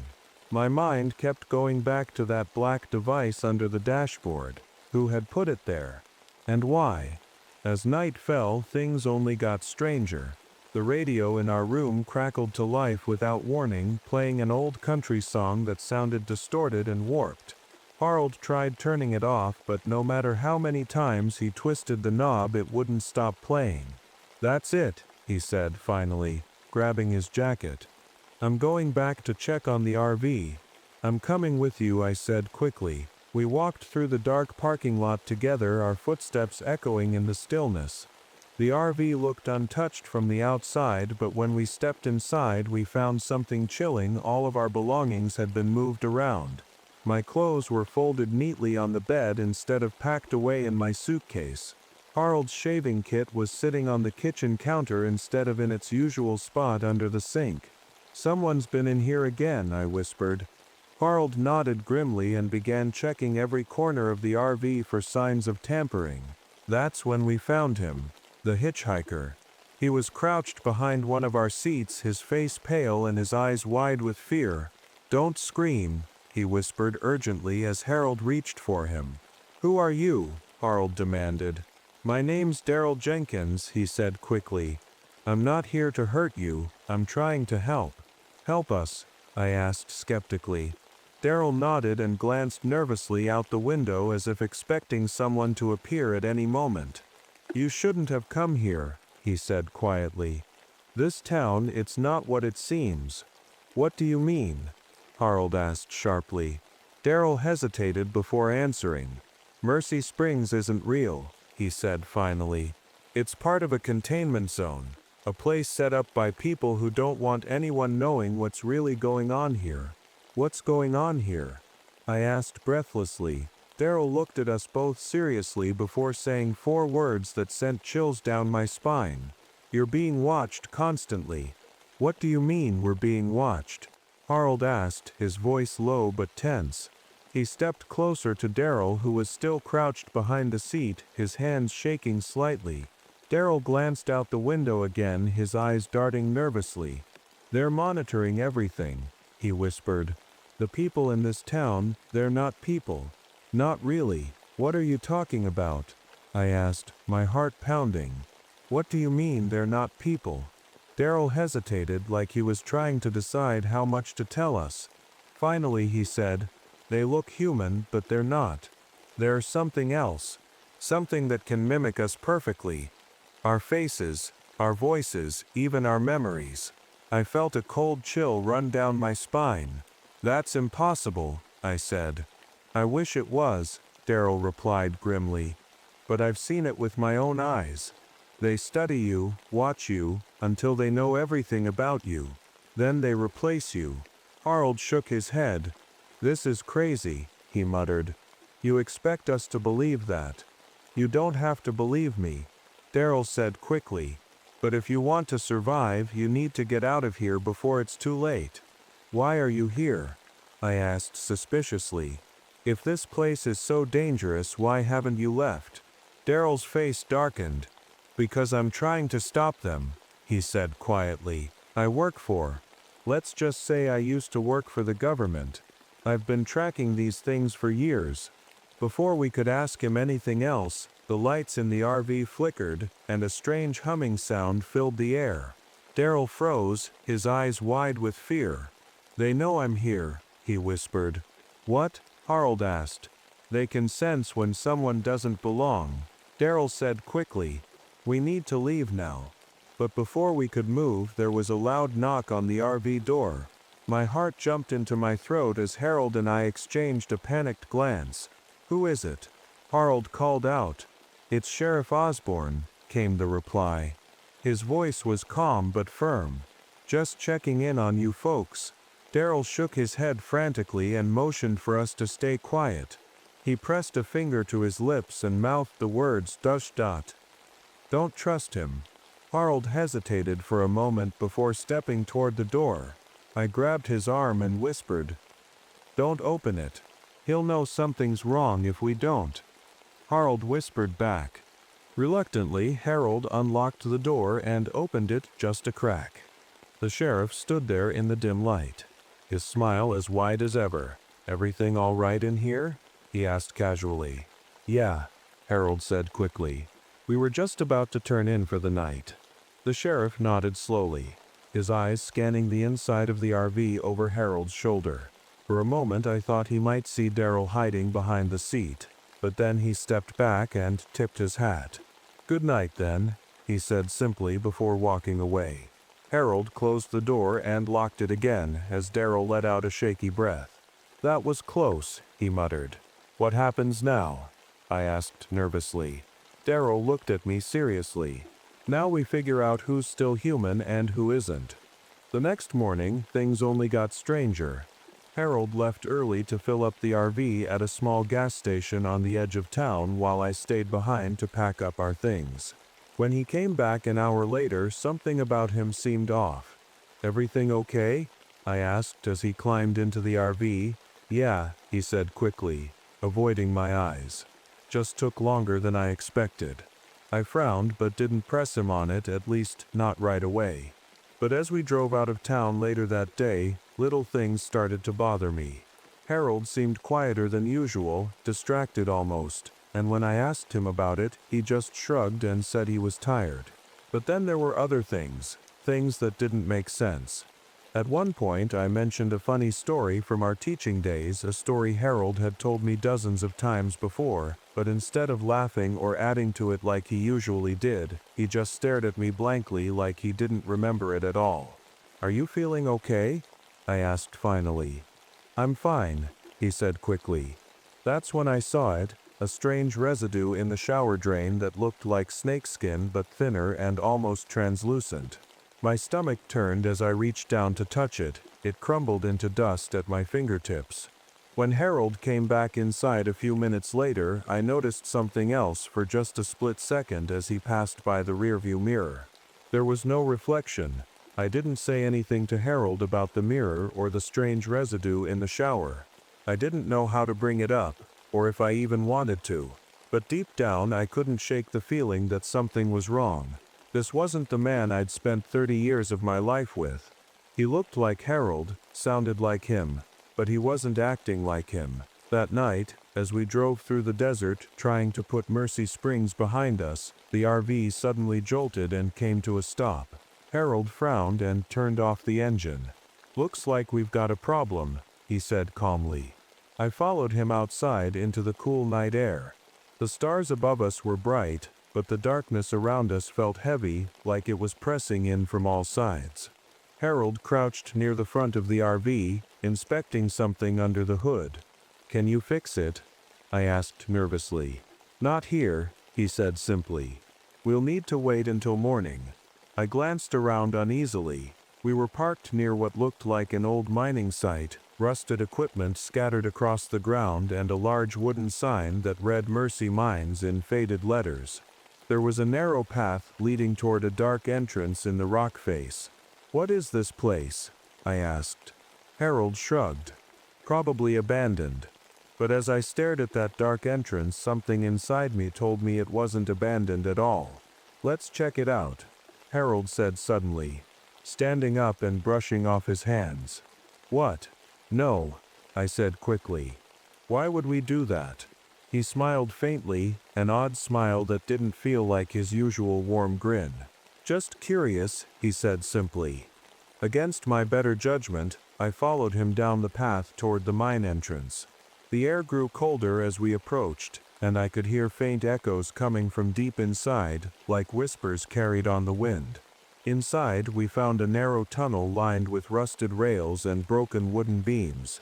The walls were damp and smelled faintly of earth and decay.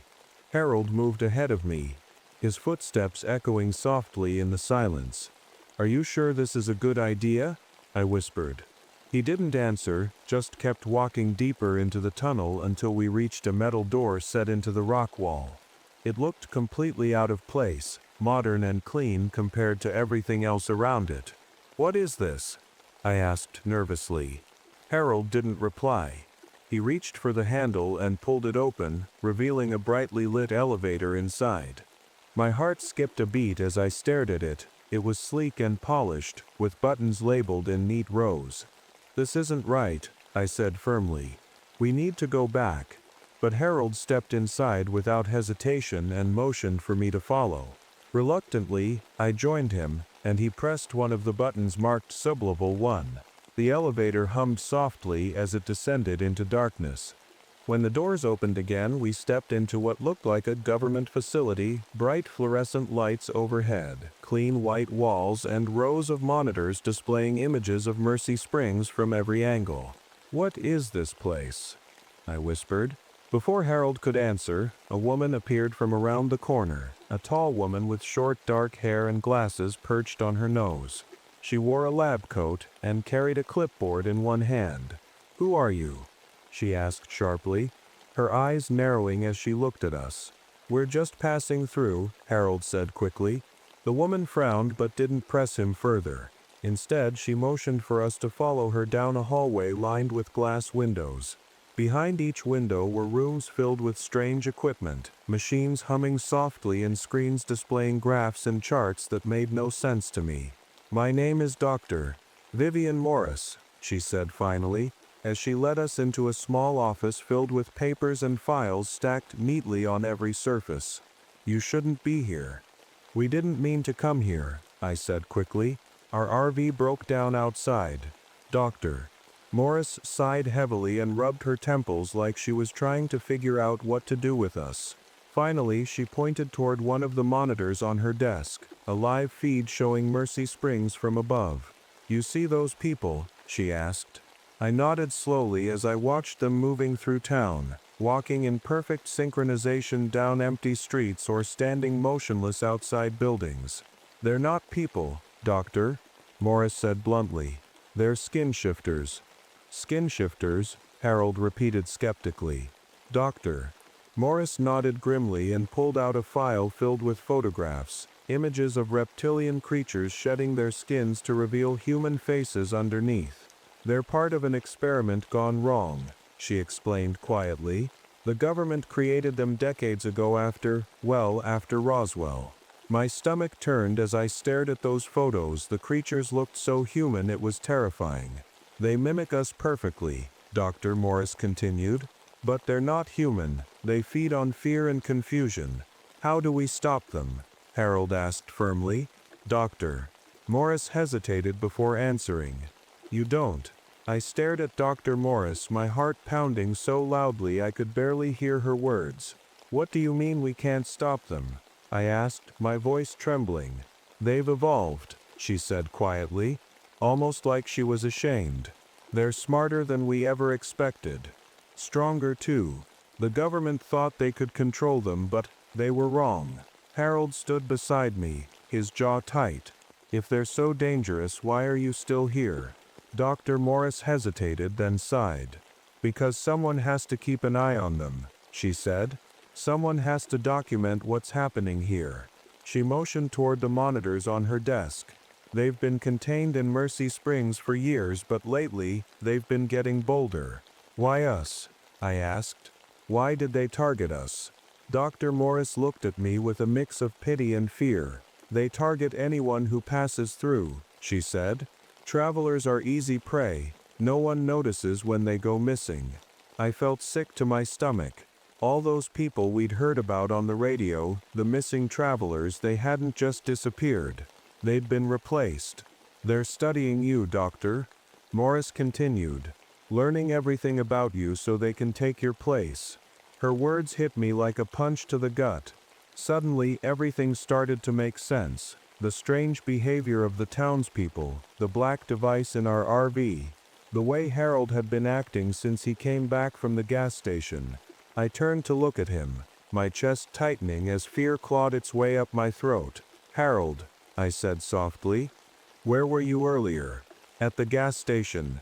He frowned at me, confused. "I told you," he said calmly. "I was filling up the tank." "For an hour?" I pressed. His expression darkened slightly, but he didn't answer. "Doctor." Morris watched us carefully, her eyes narrowing as she studied Harold's face. Then she leaned in close to me and whispered something that made my blood run cold. "Are you sure that's your husband?" My breath caught in my throat as I stared at him. Really stared at him. For the first time since we left Mercy Springs. He looked like Harold, but there was something in his eyes that wasn't quite right. "I'm fine," he said suddenly, his voice sharp and defensive. "You're being paranoid." But his words only made me more certain that something was wrong. "Where's the real Harold?" I demanded, my voice shaking. He didn't answer. "Where is he?" I shouted. And then he smiled. It wasn't Harold's smile. It was cold and empty, like someone wearing a mask that didn't quite fit. Before I could react, Dr. Morris grabbed my arm and pulled me toward the door. "We need to go," she said urgently. "What about him?" I asked, glancing back at the man who looked like my husband but wasn't. "He's not your husband," Dr. Morris said firmly. "Not anymore." We ran down the hallway, our footsteps echoing in the sterile silence of the facility. My mind was racing. If that thing wasn't Harold, where was he? Was he even still alive? "Doctor." Morris led me into another room filled with large glass tanks lined up against the walls. Inside each tank was a person, men, women, even children, all suspended in some kind of thick liquid that kept them perfectly still. "What is this?" I whispered, horrified. "These are the originals." Dr. Morris said grimly. "The people who've been replaced." My knees nearly buckled as I scanned the tanks, searching desperately for a familiar face. And then I saw him. Harold, floating inside one of the tanks with his eyes closed and tubes running into his nose and mouth. "Harold," I cried out, rushing toward him. Dr. Morris grabbed my arm to stop me. "We can't wake him up yet," she said firmly. "If we do it too soon, he won't survive." "But he's alive," I said desperately. "He's still alive." "Yes," Dr. Morris confirmed quietly. "But not for long, if we don't get out of here." Before I could respond, an alarm blared through the facility, a loud, shrill sound that made my ears ring. "They know we're here," Dr. Morris said urgently. She grabbed a metal canister from one of the shelves and handed it to me. "Take this, it's a chemical compound they can't tolerate." "What do I do with it?" I asked frantically. "Spray it into their ventilation system," she said quickly. "It'll buy us some time." "But what about Harold?" I asked desperately. "We'll come back for him," she promised. But there was something in her voice that made me doubt her words. The door burst open behind us before I could say anything else, and Sheriff Osborne stepped inside. Only it wasn't really him anymore. His skin rippled and shifted as he peeled back his face like a mask to reveal scaly green skin underneath. "Run!" Dr. Morris shouted as she shoved me toward another door. I clutched the canister tightly as we fled deeper into the facility, my heart pounding like a drum in my chest. "Doctor." Morris and I ran through the twisting hallways of the underground facility, the sound of the alarm echoing around us. My hands were shaking so badly that I could barely hold on to the metal canister she had given me. Behind us, I could hear heavy footsteps, too many of them. They weren't just walking, they were hunting. "Keep moving," Dr. Morris urged, her voice sharp but calm. I didn't need to be told twice. My legs felt like jelly, but fear kept me going. Every turn we took seemed to lead us deeper into this strange, sterile maze. The walls were lined with more glass tanks, each one holding a person who had been replaced. A mother clutching a child, an old man with a kind face, a young couple frozen in an eternal embrace. It was horrifying. "They're building a colony," Dr. Morris said as we ran. "They've been doing it for years." "What do you mean?" I asked breathlessly. "Why? They're expanding," she explained quickly. "Mercy Springs was just the beginning, a test site to see if they could blend in with us. Now they're planning to spread beyond the containment zone." I felt a wave of nausea wash over me as her words sank in. How are they going to do that?" Dr. Morris hesitated before answering, her face grim. "Through travelers like you," she said finally. "They replace people passing through and use their vehicles, RVs, trucks, anything, to move undetected." I thought about all the missing travelers we'd heard about on the radio, about the strange modifications we'd found in our RV, the black device under the dashboard, and the fuel tank that seemed larger than it should have been. "They've been using us," I whispered, horrified. "Doctor." Morris nodded grimly. "Your RV is probably already rigged to transport them out of here." The thought made my stomach churn, but there was no time to dwell on it. The footsteps behind us were getting louder, closer. I glanced over my shoulder and saw shadows moving at the far end of the hallway. Distorted shapes that didn't look entirely human.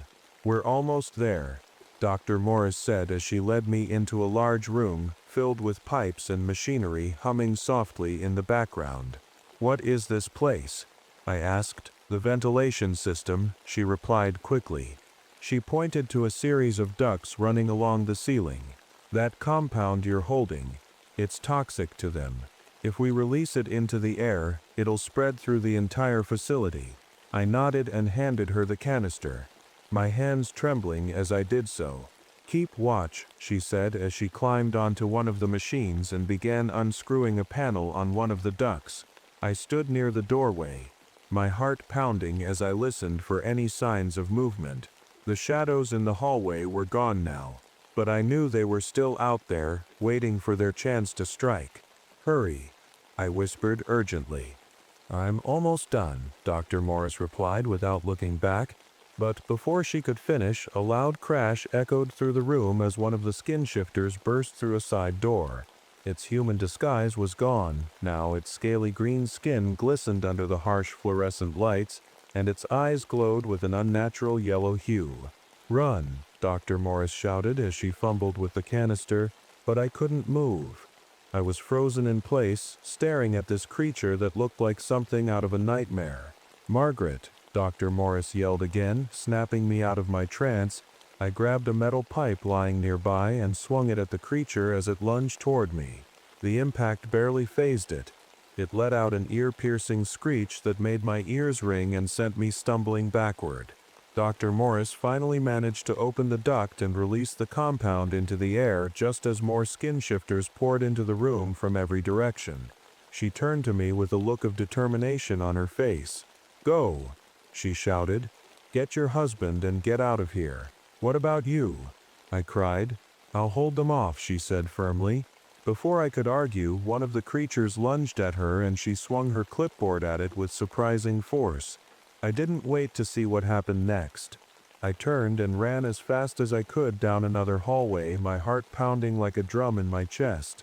As I ran through the maze-like corridors, I kept thinking about Harold, about how he was still trapped in one of those tanks somewhere in this nightmare facility. I didn't know how much time he had left or if I even had a chance of saving him, but I had to try. Finally, I found my way back to the room where he was being held. The room filled with rows of glass tanks containing people who had been replaced by skin shifters. My eyes scanned each tank frantically until I found him, floating motionless in that thick liquid with tubes running into his nose and mouth. "Harold!" I cried out as I rushed toward him. There was no time to think. I grabbed a nearby lever labeled Emergency Release and pulled it down with all my strength. The tank hissed loudly as it began draining its contents, and Harold collapsed onto the floor in a heap as soon as it opened. He coughed violently, gasping for air as I knelt beside him and helped him sit up. "Margaret," he croaked weakly. "It's me," I said tearfully. "We have to go." He nodded shakily but didn't say anything else. I could tell he was still too weak to stand on his own. I wrapped his arm around my shoulders and helped him to his feet just as another alarm blared through the facility, a deafening sound that made my blood run cold. "They know we're here," Harold whispered hoarsely. "I know," I said quietly, "but we're not staying."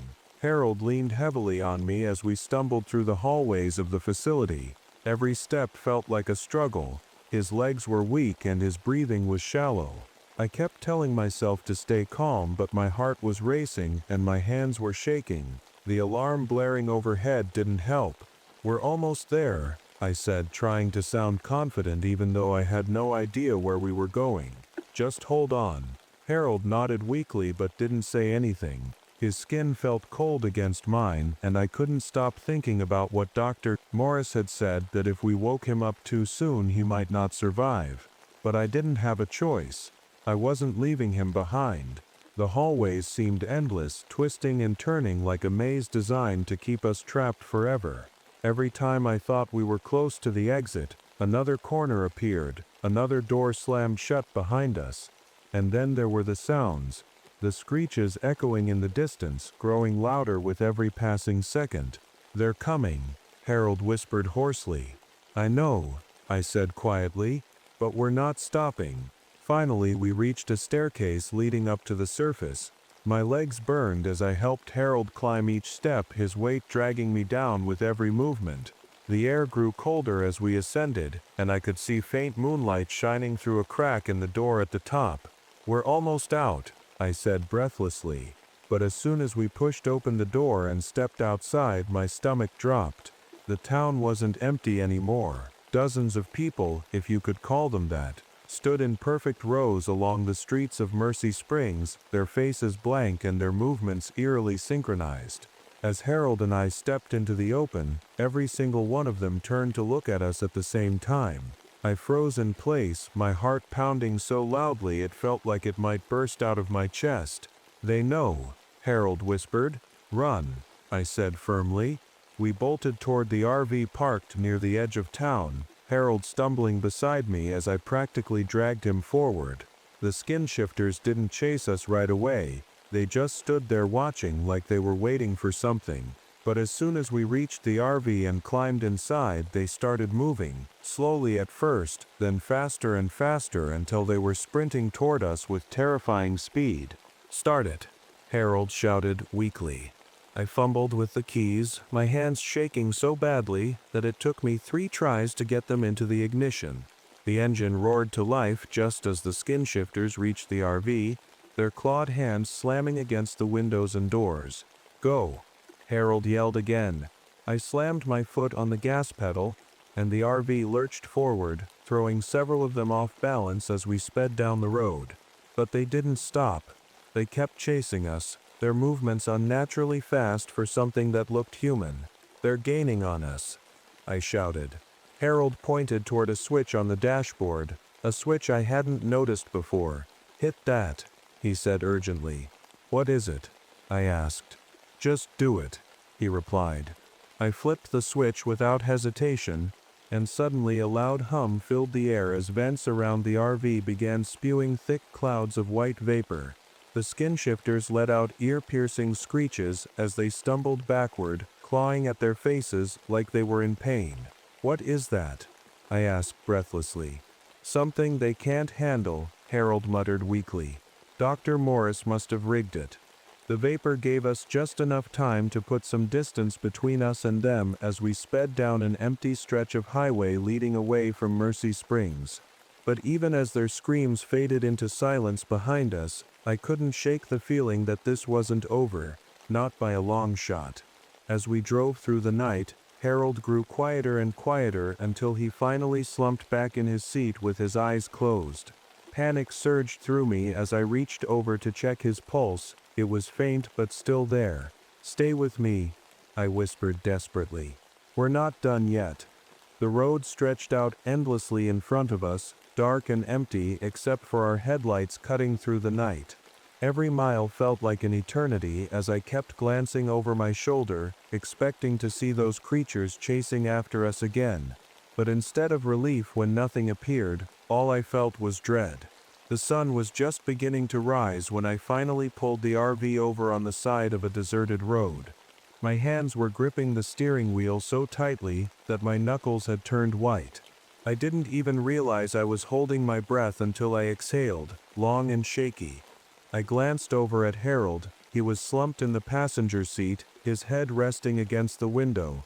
His breathing was shallow, but he was alive. That was all that mattered.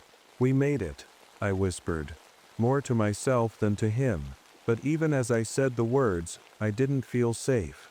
My mind kept replaying everything we'd seen. The skin shifters, the tanks in the facility, Dr. Morris's warning about their plan to expand beyond Mercy Springs. It all felt too big, too impossible to comprehend. I reached over and gently shook Harold's shoulder. "Harold," I said softly, "we need to figure out what to do next." He stirred slightly but didn't open his eyes. "Just give me a minute," he mumbled weakly. I nodded and leaned back in my seat, staring out at the empty desert stretching endlessly around us. The silence felt heavy, like the world itself was holding its breath. After a while, I turned on the RV's radio, hoping to find some news, something that might tell us what was happening back in Mercy Springs. But all I got was static. I flipped through every station, but it was the same on all of them, nothing but white noise. "Strange," I muttered under my breath. Harold didn't respond.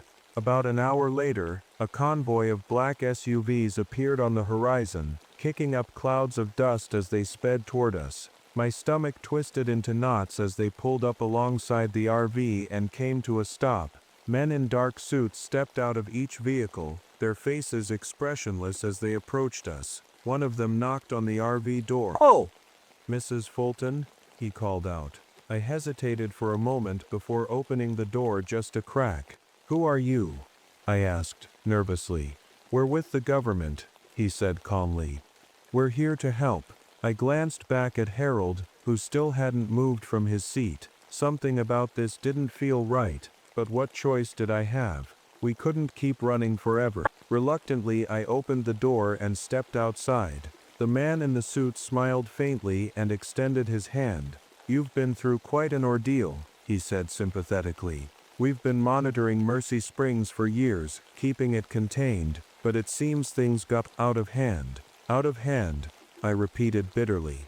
"You think that's all this is?" He didn't respond, just motioned toward one of the SUVs parked nearby. "We'll take you somewhere safe," he said simply. "And Harold?" I asked, glancing back at my husband. "We'll take care of him too," the man assured me. Something about his tone made my skin crawl, but before I could say anything else, two other men climbed into the RV and began lifting Harold out of his seat. He barely stirred as they carried him toward another vehicle.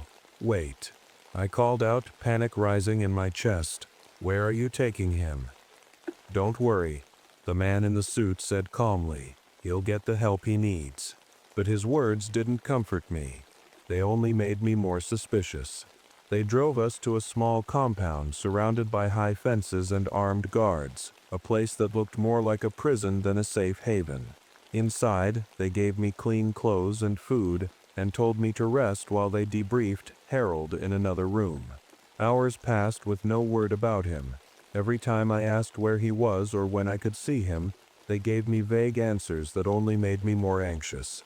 Finally, after what felt like an eternity, one of the men returned with a clipboard in hand and a polite smile on his face. "Mrs. Fulton," he said smoothly, "we've arranged for you and your husband to be relocated." "Relocated," I repeated suspiciously. "What does that mean?" "It means we're giving you new identities," he explained patiently. "A fresh start somewhere far away from all this." I wanted to argue, to demand answers, but something about his calm demeanor made it clear that resistance was pointless. A few days later, they loaded us into another vehicle and drove us to our new home, a small house in a quiet neighborhood that looked like something out of a postcard. Everything about it seemed perfect. Too perfect. Harold seemed different too, quieter than usual but otherwise fine. He smiled when we arrived at the house and even joked about how nice it was compared to our old place. But something still felt off, like an itch at the back of my mind that wouldn't go away. It wasn't until our first night in the new house that I noticed it, the way Harold spoke in short sentences with an odd rhythm, how he never blinked unless he thought I wasn't looking, how his smile never quite reached his eyes anymore. And then there were the neighbors, friendly enough on the surface but eerily similar in their mannerisms and speech patterns. Every time we spoke with them, it felt like talking to actors reading from a script. One evening, as Harold sat across from me at dinner, laughing at something on TV, I noticed something that made my blood run cold. When he blinked, his eyelids closed vertically instead of horizontally, just for a split second, but long enough for me to see it. My heart sank as realization hit me like a freight train. This wasn't Harold, not really. And this wasn't just our new home. It was another containment zone. I put down my fork slowly and stared at him across the table, my hands trembling as fear gripped me once again. "Harold," I whispered softly. He turned to look at me with that same empty smile, the same smile Sheriff Osborne had given us back in Mercy Springs, and suddenly everything clicked into place. We hadn't escaped at all, we'd just been moved deeper into their web.